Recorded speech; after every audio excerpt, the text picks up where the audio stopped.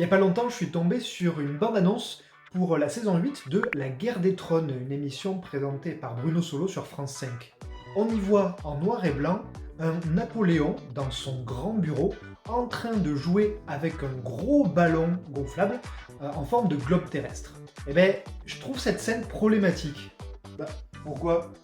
Je veux dire, l'image elle est marrante, et en plus c'est la veille de Waterloo. Du coup, quand le globe il éclate, c'est un peu comme présage de la dérouillée qu'il va prendre. Alors oui, c'est marrant, moins quand on analyse la scène.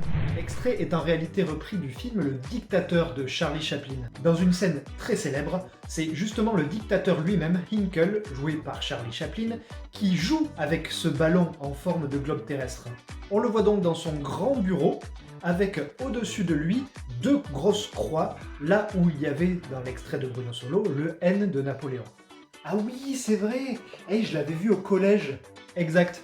Tu l'as vu, car cette scène est une caricature de Adolf Hitler jouant avec le destin du monde. Les deux croix servent à représenter le svastika utilisé comme symbole nazi. Attends, ça veut dire que... C'est ça, Napoléon est directement comparé à Adolf Hitler.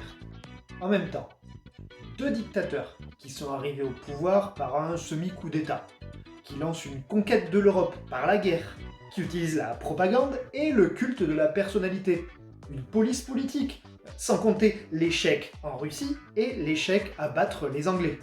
Admettons. Mais ça, ce sont des correspondances qui sortent totalement les personnages de leur contexte historique.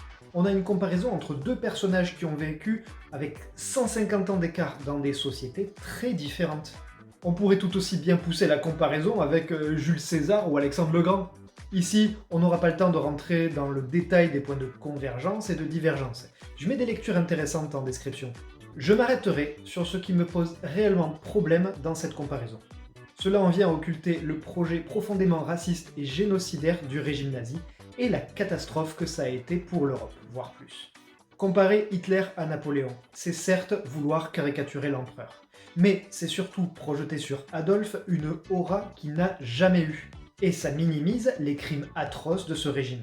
Napoléon a conquis l'Europe, mais on se trouve dans la continuité des guerres révolutionnaires, pas dans la conquête d'un espace vital pour une pseudo-race supérieure.